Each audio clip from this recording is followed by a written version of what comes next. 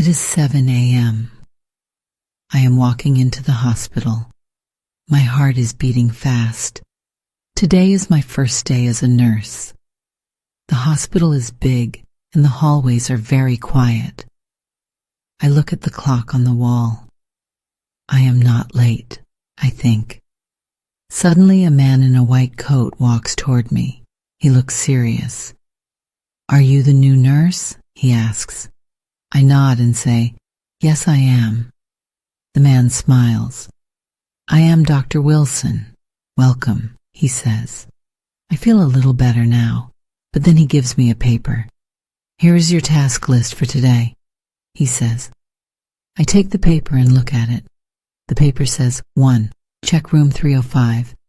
2. Help with the patient in room 402. 3. Report to the nurse station at 12 p.m. I feel nervous again. What if I make a mistake? I think. Dr. Wilson looks at me. "Don't worry," he says. "You will do fine. Go to room 305 first." I walk down the hallway. The hallway is long and I feel like everyone is watching me, but no one is there. I stop in front of room 305. My hands are shaking. I knock on the door. "Come in," says a voice. I open the door slowly. Inside the room, I see an old man sitting on the bed. He looks kind. "Good morning," I say. "How are you feeling today?" The man smiles. "I am fine, but I feel a little tired," he says. I smile back, but my mind is racing. What do I do now? I think. I take a deep breath. "I will check your temperature," I say. I look around the room. Where's the thermometer? I see it on the table. I pick it up. My hands are still shaking. The old man notices. "Is this your first day?" he asks. "Yes," I say. "How did you know?" He laughs. "Because you look nervous," he says. "Don't worry. You will do great." I smile, but then the thermometer beeps. I look at the number. It says 100 degrees. "You have a fever," I tell him. The man nods. "I know. That's why I'm here," he says. Just then, I hear a loud noise in the hallway. It sounds like someone dropped something. I look toward the door. What was that? The loud noise outside the room makes me stop. I turn to the door and listen. What was that? I whisper to myself. The old man in the bed notices my worry. "Is everything okay?" he asks. "I'm not sure," I say. I take a deep breath and smile at him. "I will check your blood pressure now." I pick up the blood pressure monitor from the table. My hands are still shaking a little. "Stay calm, Anna," I tell myself. I wrap the cuff around his arm. It feels tight and I press the button. The machine starts to beep. The old man looks at me and says, "Don't worry, nurse, you're doing fine." His words make me feel better. The machine shows the numbers, 140/90. I know this is high. I look at him and say, "Your blood pressure is a little high. I will call the doctor." He nods and says, "Thank you." I turn to leave the room, but then I hear the noise again. It sounds closer this time. I open the door slowly and peek outside. A cart with medical tools is on the floor. No one is there. How did this happen? I wonder. I walk to the nurse station and see Dr. Wilson. The patient in room 305 has a fever and high blood pressure, I tell him. I think he needs medicine. Dr. Wilson nods. "Good job," he says. "Go to room 402 next. There is a patient who needs help. I hurry to room 402. When I get there, I hear someone coughing loudly. I knock on the door. "Come in," says a weak voice. Inside the room, I see a woman sitting in bed. She looks very tired. "Hello," I say. "I am your nurse today. How are you feeling?" The woman coughs again and says, "My chest hurts. I feel very weak." "I will help you," I say. I pick up her chart and read it. The chart says she has pneumonia. I feel nervous again. I know pneumonia is serious. I bring her a glass of water. "Drink this," I say. She drinks slowly and thanks me. Suddenly she grabs her chest and says, "I can't breathe." My heart races. I press the call button to get help. "Stay calm," I say to her. "The doctor is coming." Dr. Wilson runs into the room. He looks at me and says, "What happened?" "She can't breathe," I say. He nods and tells me, "Get the oxygen mask." I grab the mask and hand it to him.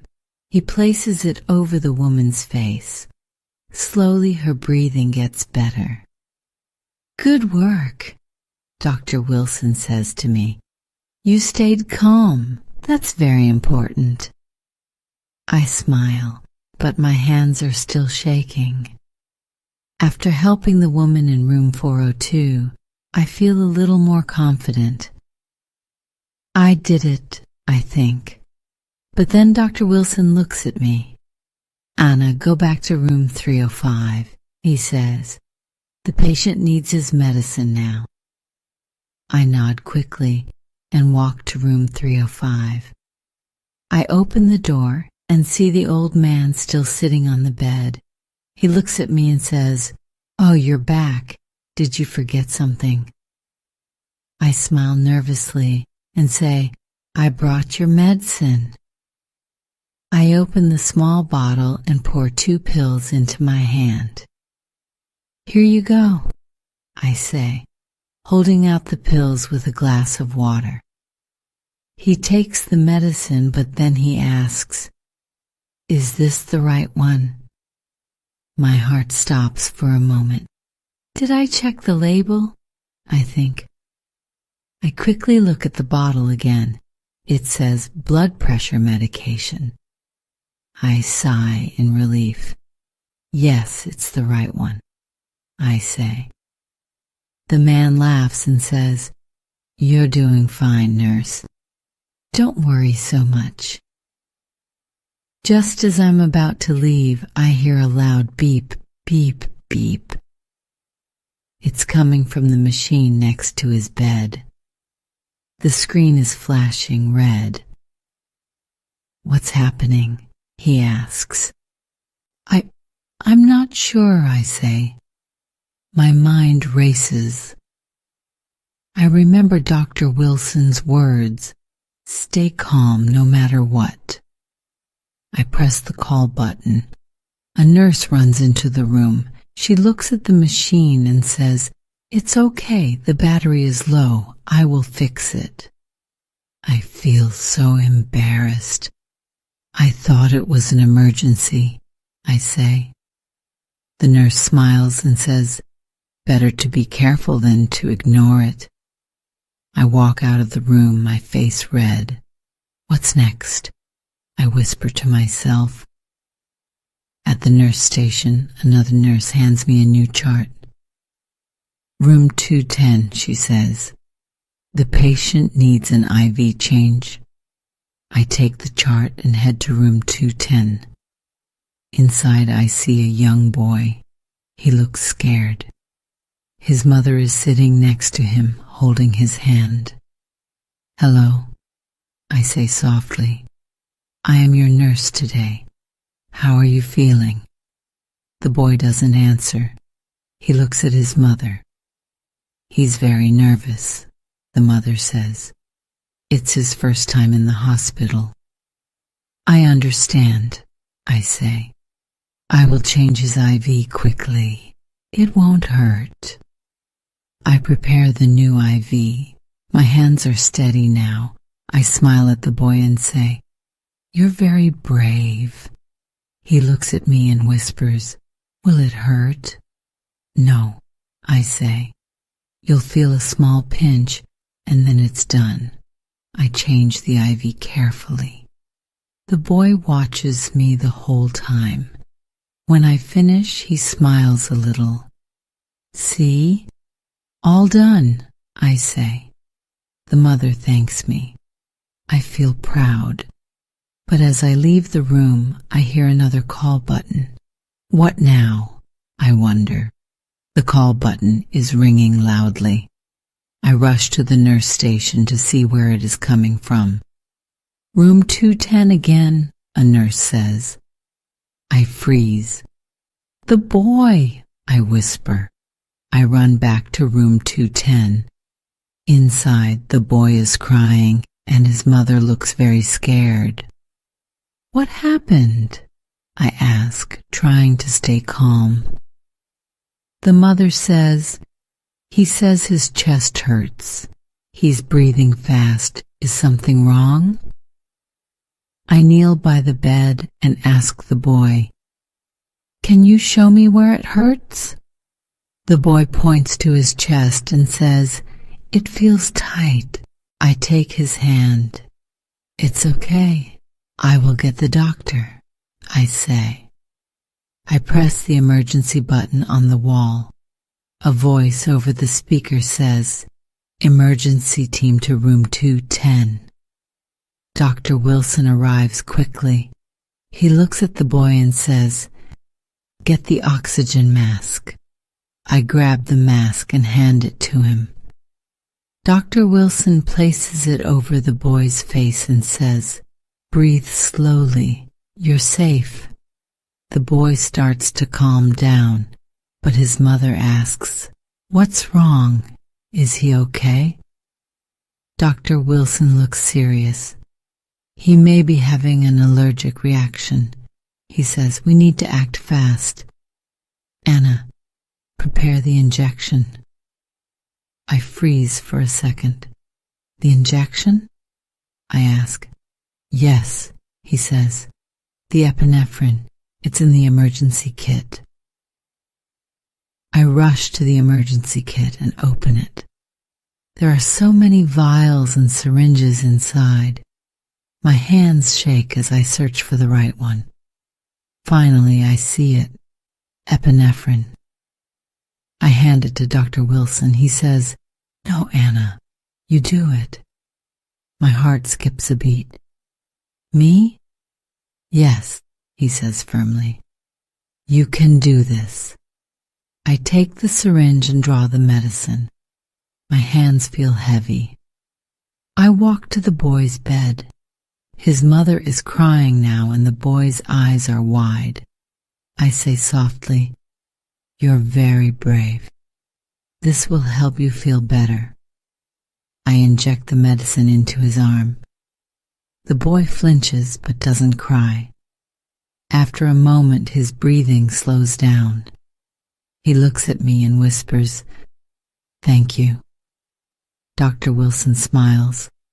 "Good job, Anna," he says. "You saved him." The mother grabs my hand and says, "Thank you, nurse.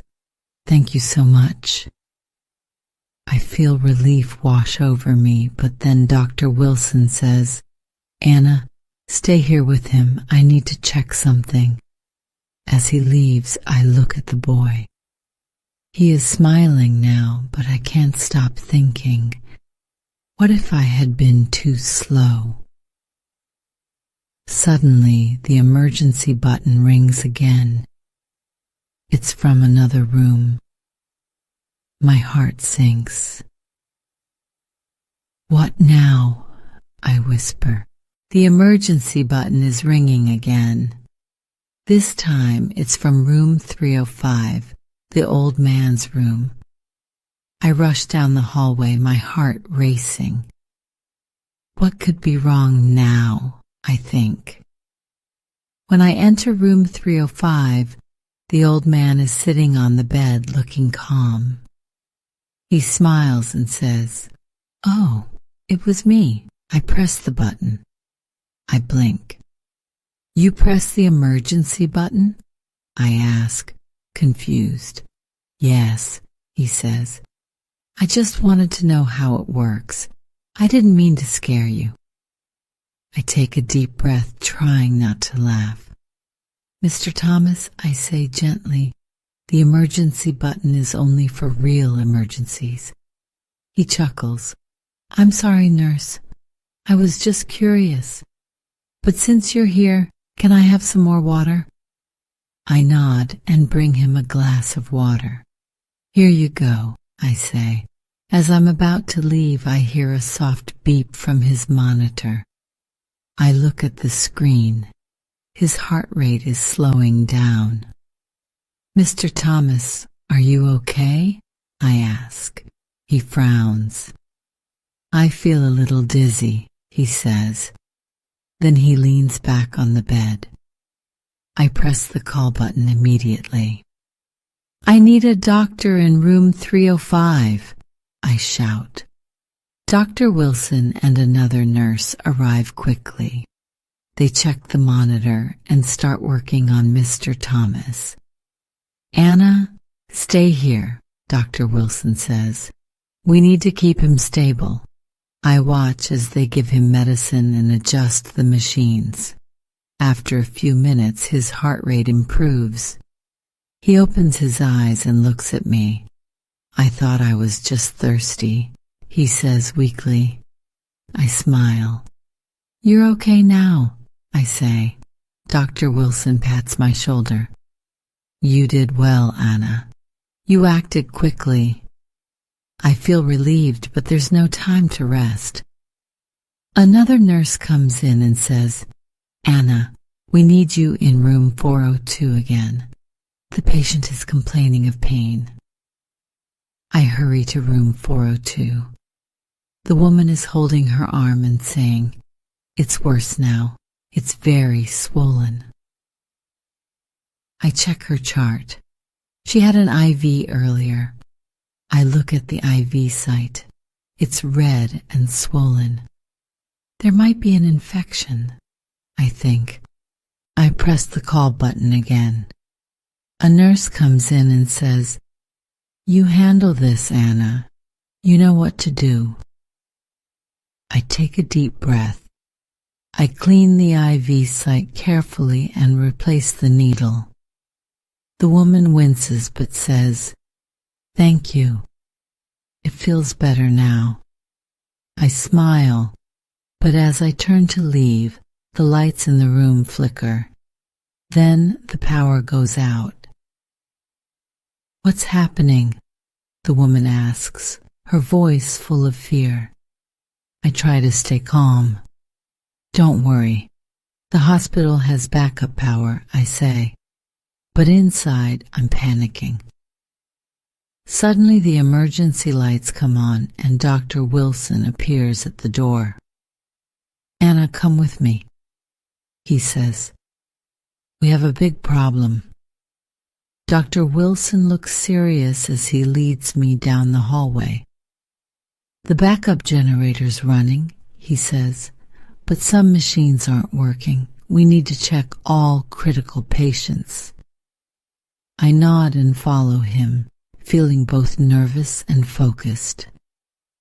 "Stay calm, Anna," I tell myself.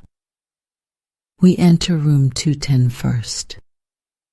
The boy is still wearing his oxygen mask.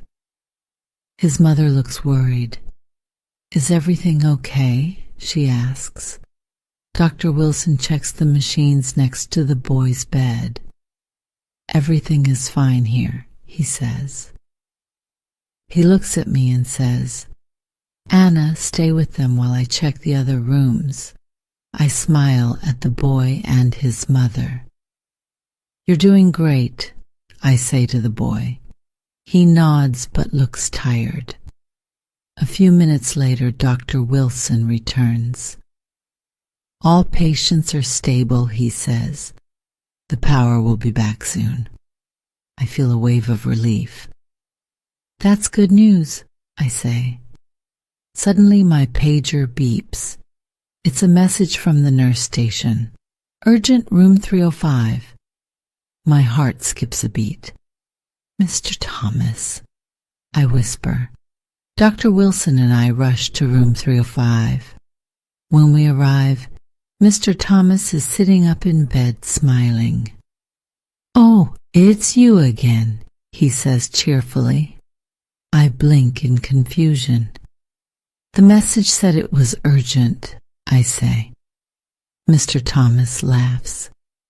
I press the button again. I wanted to make sure it works after the power went out. I stare at him, speechless. Then Dr. Wilson bursts out laughing. Mr. Thomas, you're keeping us busy today, he says. I'm sorry, Mr. Thomas says, chuckling. But now I know the button works perfectly. I can't help but laugh too. Mr. Thomas, you're going to give me a heart attack on my first day, I say. Dr. Wilson pats my shoulder.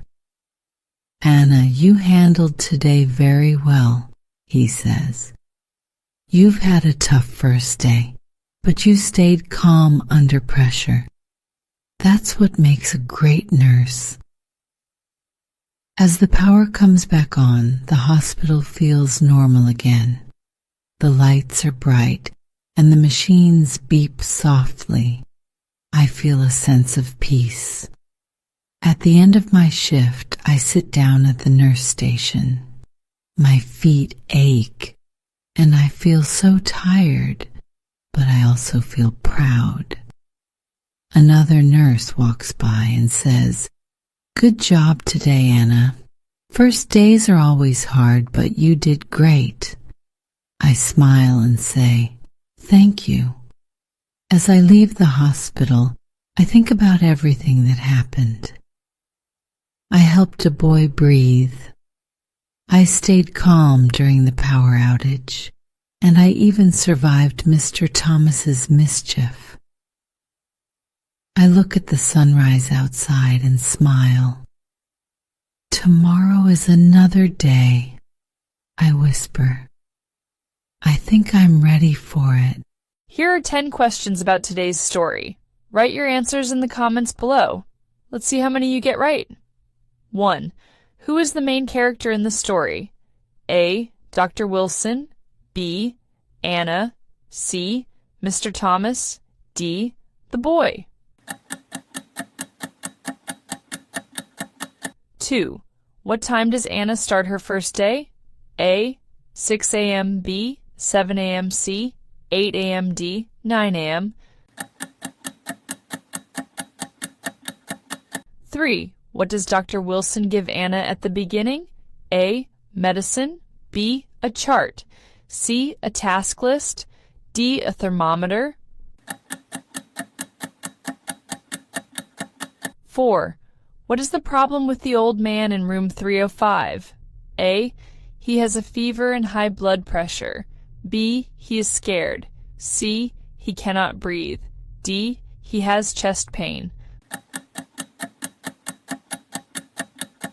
5. What does the boy in room 210 need? A. Water. B. An IV change. C. A thermometer. D. A blood pressure test. 6. What happens when the power goes out? A. The machines stop working. B. Anna leaves the hospital. C. Dr. Wilson calls for help. D. The old man presses the emergency button. 7. Why does Mr. Thomas press the emergency button the second time? He feels dizzy. B. He wants to test the button. C. His machine is broken. D. He needs water. 8. What does Anna give the boy during his allergic reaction? A. An oxygen mask. B. Epinephrine. C. A thermometer. D. Water. 9. How does Anna feel at the end of her first day? A. Tired but proud. B. Angry and upset. C. Nervous and scared. D. Excited and full of energy. 10. What lesson does Anna learn during her first day? A. Always ask for help. B. Stay calm under pressure. C. Never trust patients. D. Work alone to avoid mistakes. How did you do? If you want to check the correct answers, you can find them in the pinned comment below. Don't forget to share your score and thoughts in the comments. Let's keep learning together.